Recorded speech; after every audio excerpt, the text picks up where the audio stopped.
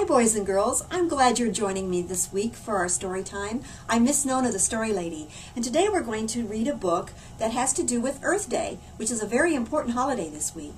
It's called Franklin Plants a Tree. Franklin could climb trees and swing from branches. He liked to play with his friends at the tree house and go for walks with his family in the woods.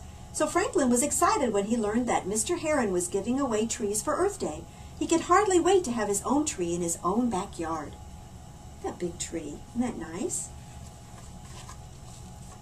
On Earth Day, Franklin got up early and dug a huge hole right outside his bedroom window.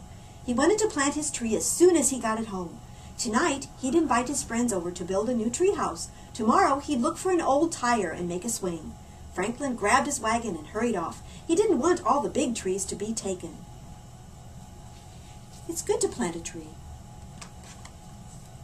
In the park, a large crowd was lined up in front of Mr. Heron.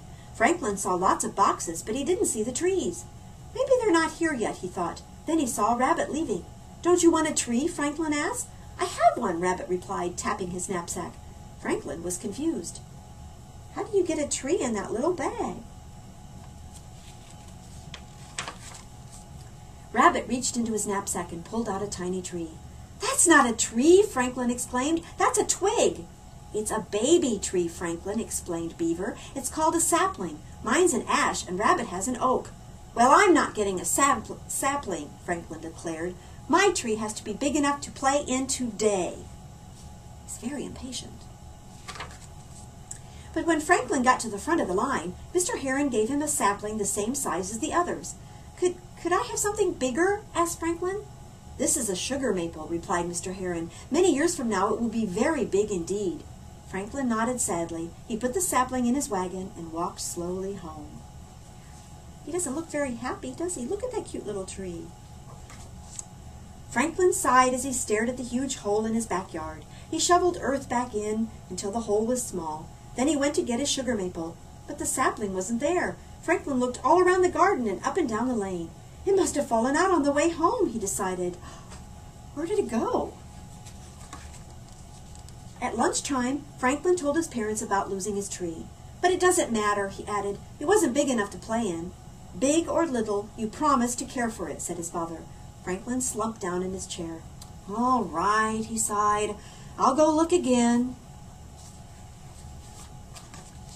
Franklin followed the path back to the park. By the pond, he saw Beaver. Her sapling was tied to a big stick marked with notches. "It's a grow chart," Beaver explained. "In 3 years, my tree will be taller than me." Thought Franklin. He began to look a little harder.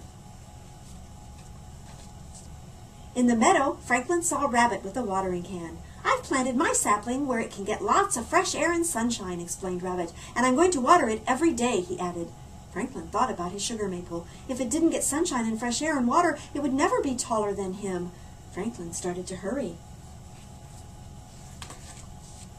Near the woods, Franklin saw Bear painting a small fence bright red. Inside was Bear's sapling. "This will protect my pine tree until it's big and strong," Bear explained. "I don't want anyone to step on it by mistake." Franklin thought about someone stepping on his sugar maple. If that happened, it would never grow big and strong and be taller than him.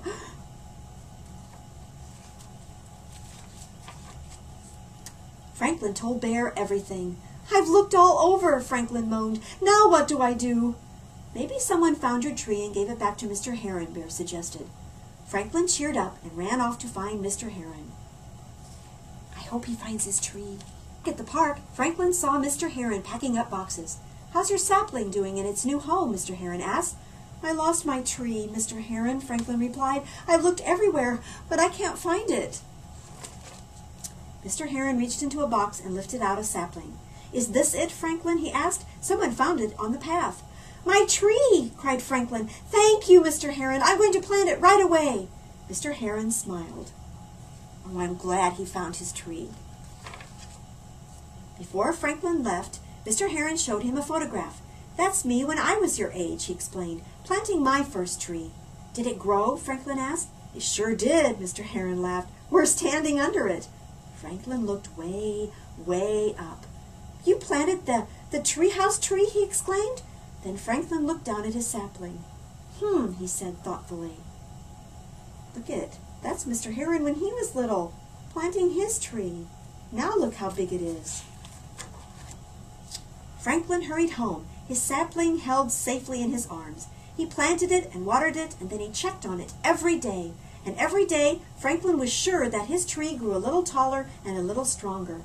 Just like Franklin. Happy Earth Day. The end.